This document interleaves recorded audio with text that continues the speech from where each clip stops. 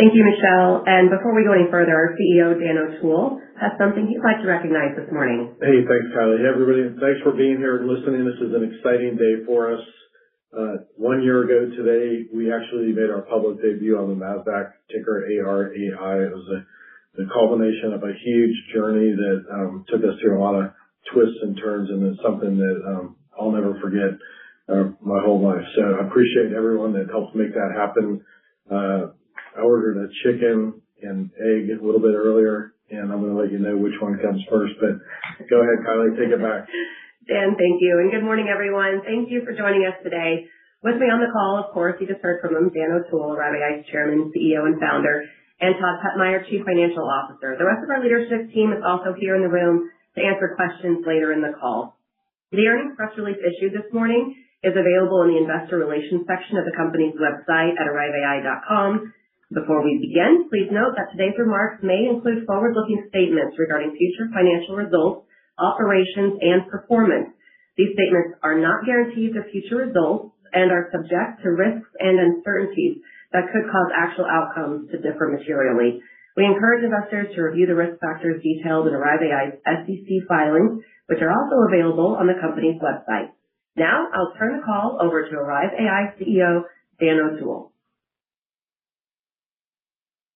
Hey everyone, Dan O'Toole here. Thank you for joining us today. As always, we appreciate you taking the time to be with us and follow our progress. Building ArriveAI continues to be an incredible journey. Like any company creating entirely new infrastructure, the path is not always linear, but our vision remains clear and we continue executing against that vision with discipline and focus. One thing I want to emphasize before we begin is how we think about our progress as we continue to build the infrastructure and processes that will help us begin to ramp our commercial activities beginning later this year. The same way an early-stage pharmaceutical company's progress is evaluated by milestones they achieve along their way to commercialization, development progress, validation points, regulatory steps, manufacturing readiness, and commercialization preparation is the way we view the consistent progress we are making. What matters most right now for the company is whether we are continuing to hit our operational milestones that move us closer to scalable deployment and recurring revenue. And over the last 30 days, we believe we've made measurable progress in several important areas. Before we get into those updates, I also want to mention that we're continuing to experiment with innovative formats for our earnings calls. The prepared remarks you're about to hear will be delivered using AI-generated versions of my voice and Todd Pettmeyer, Chief Financial Officer at ArriveAI.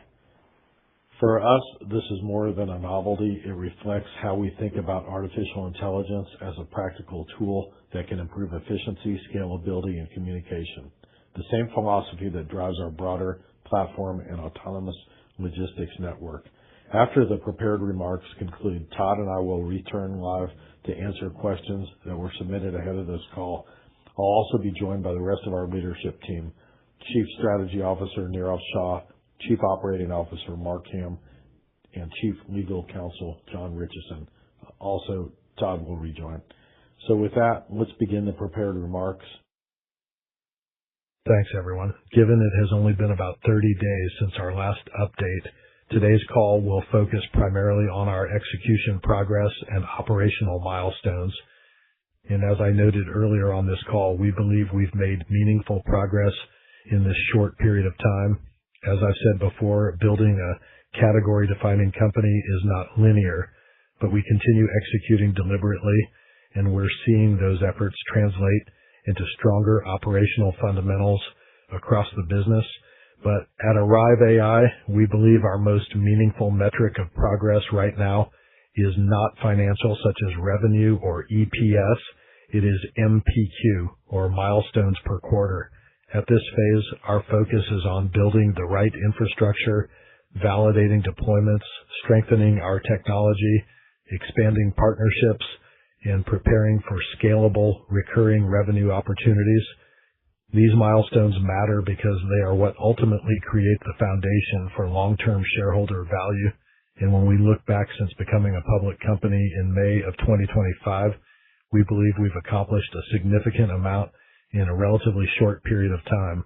Since going public, we have strengthened and reorganized our leadership team, advanced our AP3 platform, optimized our supply chain, brought software development in-house, expanded development of our proprietary operating system, Arrive OS, advanced deployment and demonstration initiatives, added experienced leadership to our board, expanded strategic conversations across logistics and infrastructure sectors, and continued positioning Arrive AI as a foundational platform for autonomous logistics and intelligent delivery infrastructure. We have also strengthened our patent portfolio to now 10 U.S. utility patents. While we recognize we are still early in the commercialization cycle, we believe these operational milestones continue moving the company meaningfully forward. I'll walk through several recent important updates before turning it over to Todd. One of the most important developments since our last call has been progress within our supply chain and manufacturing operations. We've taken significant steps to optimize and stabilize AP3 production through a new manufacturing partnership in India. This has improved both our supply chain reliability and cost structure, giving us a more scalable and predictable manufacturing base moving forward, while also speeding up unit delivery. This configuration represents what we believe is the finalized supply chain structure for the current AP3 platform as we prepare for our transition toward next generation hardware. Importantly, we remain on track for an improved AP3 release in July, with broader availability expected beginning in October. We believe this increased availability is important because until now, deployment capacity has naturally limited the pace at which we could onboard new customers and expand deployments. The July release is not a complete platform redesign. It is a meaningful refinement and enhancement of the existing AP3 platform focused on reliability, deployment readiness, and customer scalability. As availability expands later this year, we believe it positions us to accelerate customer deployments and move closer toward consistent and growing recurring revenue generation. At the same time, we continue progressing toward our next generation platform, internally referred to as APX.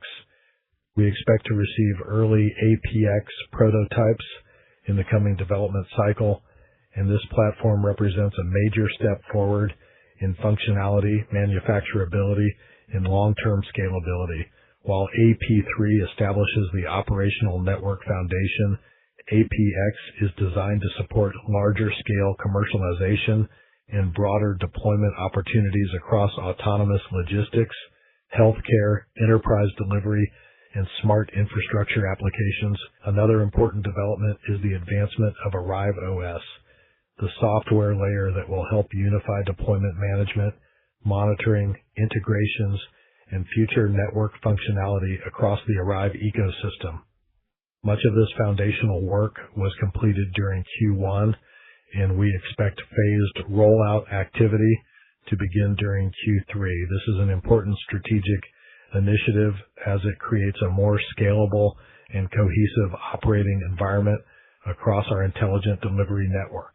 In addition, following our recent internal reorganization, we have now brought software development fully in-house, which has already created meaningful operational efficiencies. We have stripped out portions of our legacy software stack and replaced them with internally developed systems that are already improving performance and iteration speed on our current AP3 units. Owning more of our software stack internally improves our ability to move faster, deploy updates more efficiently, and build a stronger long-term technology foundation. To sum this up, we own and control all of our software that is being built in-house. It's saving us money and time while keeping us in control of our success. This is exactly where we want to be. We've also continued advancing plans for a digital demonstration initiative with a realistic target of conducting that demonstration in Texas later this year. This important milestone will provide customers, enterprise partners, municipalities, and logistics stakeholders with the opportunity to evaluate our platform operating in more realistic deployment conditions. These demonstrations are critical because Autonomous logistics infrastructure requires trust, validation, and operational proof points. As we continue demonstrating real-world functionality, it strengthens both customer confidence and future deployment opportunities. From a governance standpoint, we recently held our first board meeting with Mike Fitz as a member of our board. Mike is a member of T-Mobile's leadership team and brings invaluable experience in networks, connectivity, and large-scale infrastructure operations to Arrive AI. His addition further strengthens what we believe is an experienced and highly engaged leadership group, and we are already benefiting from his strategic perspective and operational insight. We continue to believe strong governance and experienced leadership will play an important role as we scale the business. While we remain careful about discussing initiatives prior to execution, we are encouraged by the level of engagement and interest we continue to see. Given the progress I've just highlighted, I am confident you will agree with me that the foundation we are building continues getting stronger quarter by quarter. With that, I'll turn it over to Todd Petmeyer, Chief Financial Officer of Arrive AI. Thanks, Dan. Given the short period since our last update, there are a few major changes to report from a financial standpoint today. Our priorities remain consistent: disciplined capital allocation, infrastructure investment, deployment readiness, and operational scalability. As we've said previously, Arrive AI is building a network-driven business model. For the first quarter, our total revenue was $14,925, all of which was recurring subscription revenue from our deployed Arrive points. Our net loss for the first quarter was $6.4 million, compared to a loss of about $2 million in the same quarter of 2025. The increase was primarily due to higher operating expenses and non-cash items related to our convertible note facility. We ended the quarter with $5.7 million in cash and $2.8 million in short-term investments on the balance sheet, primarily as a result of the January 2026 $10 million draw from our existing credit facility. This significantly strengthens our balance sheet and provides a meaningful runway to continue executing our business plan and funding our growth initiatives. Our quarterly cash burn rate of approximately $3 million has been mostly driven by salary costs and R&D expenses as we built out the team to support growth. We expect expenses to remain at or near this level in the short term before increasing modestly in the fourth quarter. We continue managing capital carefully while maintaining a focus on long-term scalability. On a housekeeping note related to capital markets activity, in the days immediately following this call, we expect to file a shelf registration statement with the SEC, as we are now eligible to do so. This filing is standard corporate practice for public companies and does not reflect any immediate financing plans. What it does reflect is the optionality that benefits the company. When the opportunity arises to capitalize Arrive AI on our own terms and at the lowest cost of capital, the shelf filing will position us to take advantage of that opportunity in the most efficient manner. Our capital strategy has not changed, our operating framework has not changed, and we remain focused on disciplined execution moving forward. As an example of this discipline, earlier this week we reached a standstill agreement with Streeterville Capital through the end of the year, which we believe represents an important step forward in strengthening Arrive AI's capital markets position. The standstill substantially reduces the volatility which resulted from the previous routine conversion activity by the investor. This should provide the conditions for more natural price discovery and thus reduce a significant source of market uncertainty. Importantly, we accomplished this from a position of operational and balance sheet strength. We believe we have sufficient capital available to support our business plan through the standstill period under ordinary market conditions. At the same time, the structure of this recent agreement preserves flexibility for the orderly reduction of the remaining Streeterville balance during periods of significant market liquidity, which could further improve our capital structure over time. Overall, we view this as a positive alignment between shareholder interests, market stability, and long-term value creation for Arrive AI. Additional details for this standstill agreement will be noted in a Form 8-K we plan to file later today. Additional financial commentary and detailed results will be included in our filed earnings materials. With that, I'll turn it back to Dan. Thanks, Todd. To wrap up, we believe the last 30 days have demonstrated meaningful operational progress across several important areas of the business. We strengthened our supply chain, we improved execution internally, We advanced software infrastructure. We continued progressing deployment demonstrations, and we further positioned the company for future scalability. We strengthened our first position patent portfolio. We added significant bandwidth to our world-class team. And most importantly, we continue building the foundation required to support long-term autonomous logistics infrastructure. Our focus remains straightforward: execute the roadmap, expand deployments, and continue positioning Arrive AI to capture what we believe is a significant long-term market opportunity. We appreciate your continued support and engagement. With that, Todd and I will now return live for Q&A along with the rest of our team. Thank you. As a reminder, to ask a question, please press star 11. If your question has been answered and you'd like to remove yourself from the queue, please press star 11 again. Our first question comes from James Kistner with Water Tower Research. Your line is open. Hi, thanks for taking my question. So, Hancock Health has been a very encouraging proof point. Can you talk about your confidence about, healthcare in general, how repeatable a vertical for Arrive is that? Yeah. Hey, thanks, James. Dan O'Toole here, CEO. Appreciate that very much. We do highly value and appreciate the Hancock opportunity. It's been a great showcase for us, not only within the hospital and how it's really helped our ROI as far as maintaining healthcare professionals dedicated to areas, keeping them in those areas and letting automation streamline a lot of things. But it's also afforded us an opportunity to bring several other groups to Hancock to showcase what we're doing there.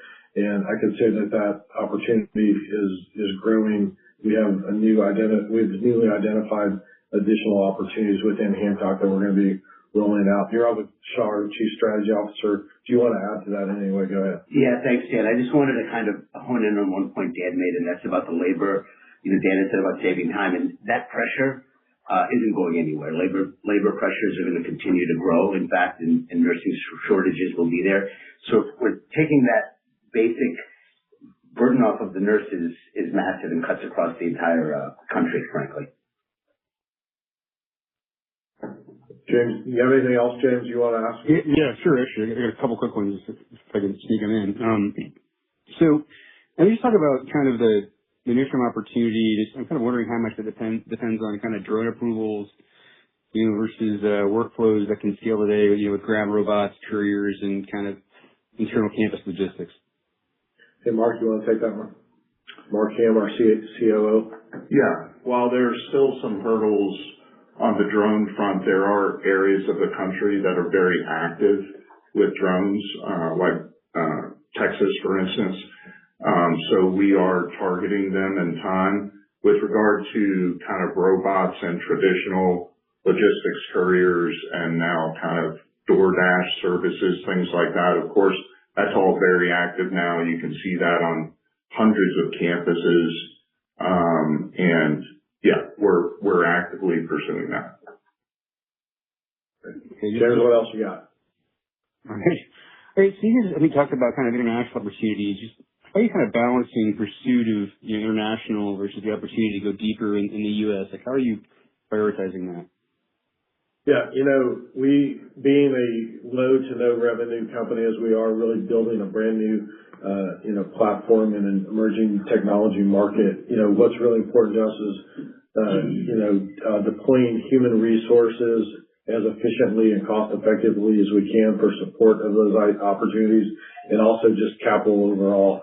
So we're kind of doing a home first approach. We're trying to iterate and develop as close to home, just for all those reasons. Plus, for us, the ROI right now is the learnings. So we're able to have those learnings be very linear and pull them back and redeploy new things that we're learning and getting those into our next gen product. So that's kind of our strategy. I mean, the reality is there's lesser restrictions in a lot of the parts of the world besides the U.S., and it would be easy to iterate in those areas. But when you put that against the backdrop of all those costs and human resource costs, it just really makes sense to iterate here at home as close as possible. And that's what we're really focused on. That's helpful. Just last one for me, just I apologize if you addressed this in the opening comments because I had to hop to another call, but just talk about the cash runway, like how to kind of think about that. Especially given I assume that some of the stuff you're working on has some cash requirements, like the AP3 availability and software development, all that. Yep. I'm going to have Todd, our CFO, jump in on it, but I want to preface one thing that we're really excited about. Today we announced a standstill agreement with Streeterville. We figure that we feel like we're really well positioned from a capital standpoint to not have that headwind of draws coming off of that line. So I'm going to hand this over to Todd. Yeah, thanks, Dan. James, as we noted earlier, our cash burn is about $3 million a quarter right now. We expect it to remain at that level for the next couple of quarters. It may tick up modestly as we go into the fourth quarter and increase unit deliveries and things like that. We ended the quarter with about $8.5 million of cash and short-term investments on the balance sheet, which is something like 8 months of runway at the end of the quarter if we do nothing else.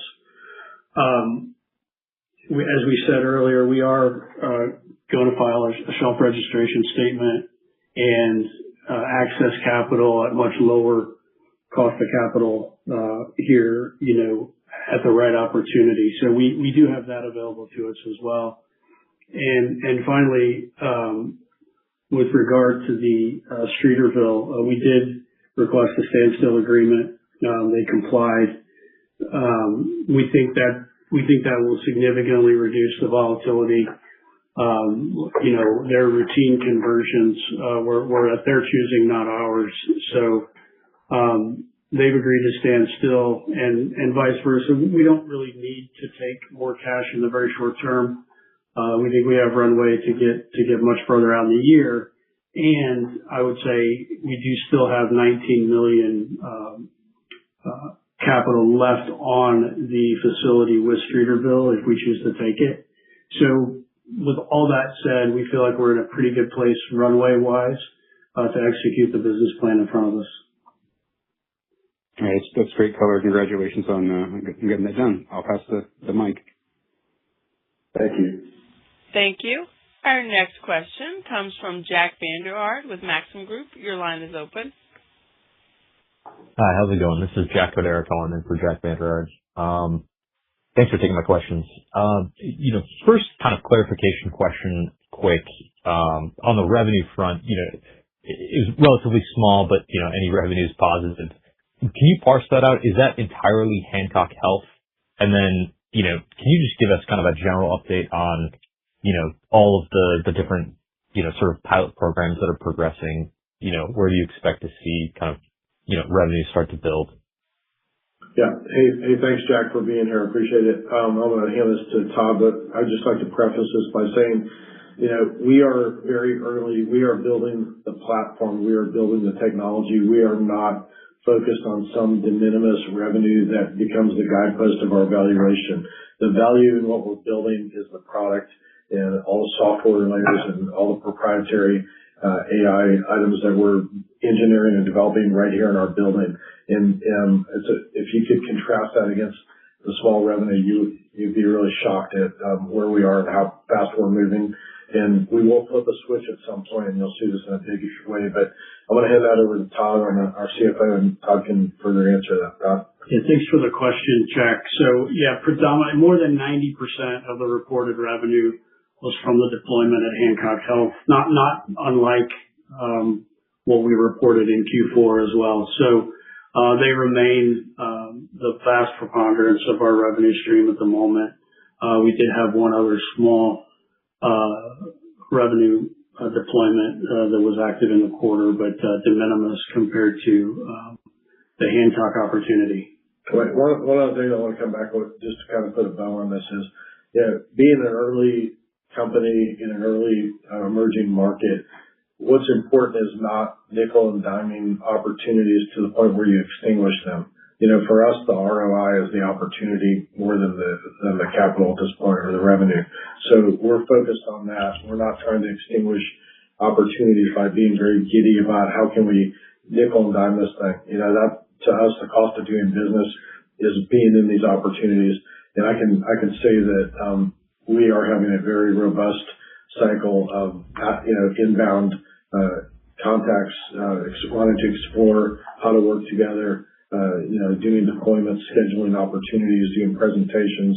It's a very frothy environment for us right now as the market starts to realize that scalability of autonomous delivery and pickup cannot happen without the infrastructure, and that's us. Okay, that's helpful. And then I had another question, kind of in that same ilk. What do you think catalyzes that kind of commercialization progress? Is it, just time through these pilots where people realize how useful it is? You mentioned kind of the OpEx expected to stay, roughly flat to near this level, but, given the headcount increase, do you expect the headcount to drive things forward, or do you have any plans to kind of scale sales and marketing? How should we think about that? Yeah, I was going to throw this over to Mark, but I do want to say one thing. The market there's a lot of alignment happening, drone delivery, robotic delivery, Arrive AI, all these things are converging. So it's really coming to a boiling point, which is going to be huge for everybody. But I could say there's, on the deployment at Hancock that we have, we've had dozens of groups come in and see that. And that is what's creating excitement and people becoming aware of this. So as that continues to happen, we continue to roll out. We see a day when the biggest challenge we have is filling opportunities and not getting ahead of ourselves in that regard. I want to let Mark finish the thought here. Go ahead, Mark. Yeah, what I would add is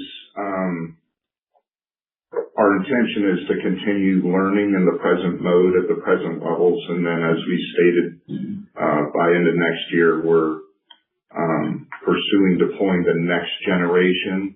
And as we build up to that, you also heard that we've announced a digital demo that we're exposing strategic partners to that we believe is a foundation for engaging them in preparing for that next gen. And it's really that next gen where we're targeting larger deployments with larger customers. And that, I believe, is the step function that kind of you're referring to. I think that's the real trigger point. Okay, that's super helpful. I'll hop back in the queue. Thanks, guys. Thank you. Thank you. That concludes our analyst questions. Now I'll pass the call back over to Kylie. Thank you, Michelle. We did receive a number of thoughtful pre-submitted investor questions ahead of today's call, many centered around similar themes, so we've grouped them into broader topics to make the discussion as efficient and informative as possible. We'd like to thank Benjamin, Billy, Callie, and John, Raul, Betty, Damien, Christopher, Matthew, Ryan, Shelley, Tim, and also thanks to James and Jack for dialing in. So first, kind of piggybacking off of some of James's questions, we received several regarding Arrive AI's international initiatives, including updates on Antigua and SkyAir pilot programs, the expected path toward monetization from those deployments, broader international expansion opportunities, including healthcare markets overseas, and the company's global intellectual property position and patent protection. That's a lot. Thanks for asking your questions. And for future calls, just so you guys know, we do have a proprietary questionnaire that we put out to all of our shareholders, and you're welcome and encouraged to submit your questions so we can get to all of them. So I want to let Neerav start on that one, and I think John might have part of that too. Yeah, thanks, Dan. So I'll start with Antigua. So right now, the unit economics of DV loss operations are just not there because of the regulations. So for an example, in the U.S. with Part 107, you need to have visual observers, and that just drives up the cost of drone operations. With Part 108, we see that dropping, and that would reduce the cost internationally of beyond visual line of sight type operations and autonomy. And so once that happens, I think the unit economics in places like Antigua will make a lot more sense. And so stay tuned on that. We're monitoring that very closely. The second question was around SkyAir. So stay tuned. There's a lot happening there. The CEO of SkyAir was in Indianapolis about 2 weeks ago for some critical conversations and discussions. Stay tuned. Like I said, we'll be announcing something hopefully here in the not too distant future. I'll turn it over to John around the international patents. Thanks, Neerav. Before we started commercially here in the U.S., we secured our position. Dan mentioned already that we've got 10 issued patents. We've actually now, with our influx of some excellent engineering staff, we've got over 14 in the pipeline. So IP in the U.S. continues where it's been, and it's growing very rapidly with the new personnel. Similar to that, we have prepared ourselves internationally. And you say, okay, how do you do that? Where do you go from here? We looked around and used the World Bank GNP, took the top countries from that and looked at their GNP and looked at other things. If we had contacts there, if we had interest from marketeers, potential licensors, also contacts with drone and robotic people. All those places that we've got, and that's over 20. We've got 23 countries now around the world, and in those places we've now got 77 international patents in the pending stage. Of those 77, we've had over 10 issued or allowed, and the rest of them are still in the pending stage, going through examination. But the important part, I'd say, is with the commercialization, we're prepared with our protection ahead of time. All right, John, thanks. Thanks, Nero. We also received a number of questions related to commercialization progress and operational scale, including current deployments, recurring revenue expectations, production timelines, commercialization milestones investors should be watching over the next 12 to 18 months, and the broader path towards scaling operations and achieving cash flow break even. I would ask Mark to handle this one. Yeah, thanks, Dan. Yes, we know everybody wants revenue, and we want it too. And towards that end, we're executing a milestone-based process framework to innovate and produce more revenue. So the way we think of it is innovation equals invention plus realization plus commercialization. So right now, we're kind of in that realization phase where we're building next-gen AI-enabled product. We're building an AP network and a new Arrive Point platform to go with all of that. So last quarter, we actually slowed down to incorporate some of the latest learnings from the AP3 in the field from Hancock and others, and also to improve the supply chain of the AP3, as well as to pull forward some next-gen technologies we've already developed for what was referred to earlier as APX. And so all of that is improving. What we plan to release in July is our AP3, which is a significant set of improvements and will allow us to do some further deployments and learning.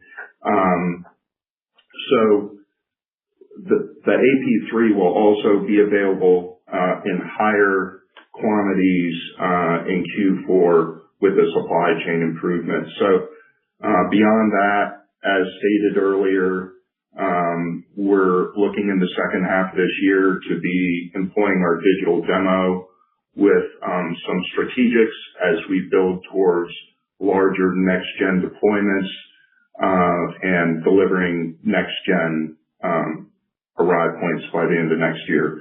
So those are the major milestones, I'd say, for the next 18 months. Thanks, Mark. Another topic investors asked about was residential adoption, including opportunities with home builders, integrating Arrive AI technology into new housing developments, and the company's long-term vision for residential delivery infrastructure. Thanks, Kylie. This is Dan. I'm gonna answer that. We're looking at every aspect of delivery and deployment for Arrive Points. You know, the total addressable market in the U.S. is 170 million addresses. And the cool thing is that number grows by 4,000 new addresses every day. So when you talk about rolling out into new subdivisions and things like that, that is something that is on our radar. Studying infrastructure in for new developments is a great and easy way to do it. And so we see that as a great growth opportunity. Also, 80% of the market is residential, 20% is commercial. So the residential aspect is probably the largest opportunity ultimately for us. So we are looking at all these areas.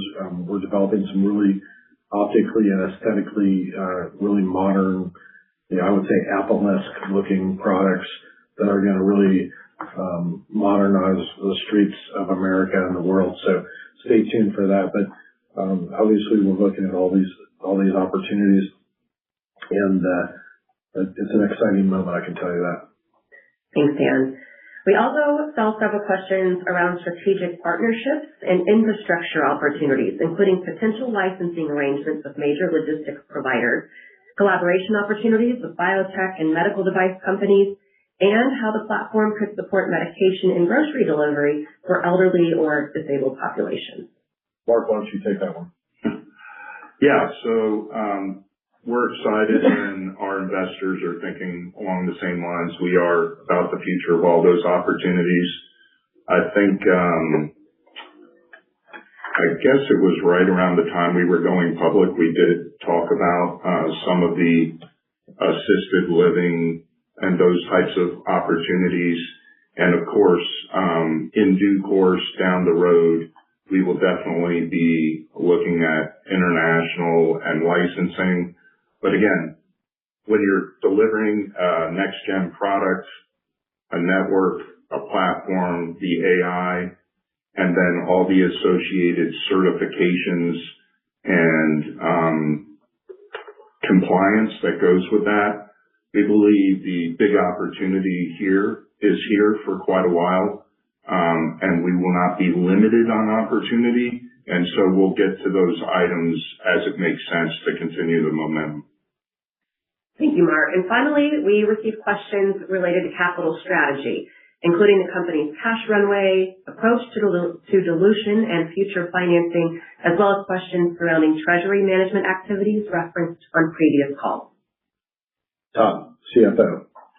Thanks, Dan. Yeah, as we noted earlier, I think it was Jack's question. At the end of the quarter, we had liquidity on hand, including the cash and the liquid investments, to fund us for the next 8 months or so. We're also putting in place an at-the-market facility, which will give us the opportunity to raise additional capital at a much lower overall cost of capital. Together, we believe that gives us enough dry powder to execute our plan into 2027 and beyond. You have to remember we're developing and deploying a whole new technology platform in an emerging market, and this business plan will require new capital over the next several years to achieve the scale we're talking about. My job is to make sure we do that in the most efficient way for the shareholders. In the meantime, we do have a treasury management program that puts a portion of our idle cash to work to earn favorable returns until we need it. We evaluate that risk tolerance periodically to ensure we're being good stewards of our assets, and we may adjust that treasury allocation from time to time. Todd, thank you. And I'll turn it to Dan for final closing remarks. Yeah, thanks, Kylie. Thanks, everyone, for being here. Thanks to my team, everyone that invested in this company or is considering that. This is all of our company. I just want to reiterate that today marks a huge milestone in this company's evolution. We are marking our 1-year anniversary to the day of us going public on the NASDAQ. That was a North Star goal that we had for a long time, and we accomplished it. And if you loved us as we went through that journey, you should really love us now, because as we move forward, we've never been more well positioned than we are at this moment. And with the acceleration in the market around us, with the announcement of the Streeterville standstill agreement today, I see that as a big breathing opportunity for our stock to breathe, and I think that's important. We are moving fast. We're up to nearly 50 employees at this point. We're well capitalized, and we've got cutting-edge technology that the market is going to be anxious to take receipt of. So thanks for being with us. Thanks for all of your questions, and I'll hand it back to our operator, Michelle. Thank you for your participation. This does conclude the program. You may now disconnect. Everyone, have a great day.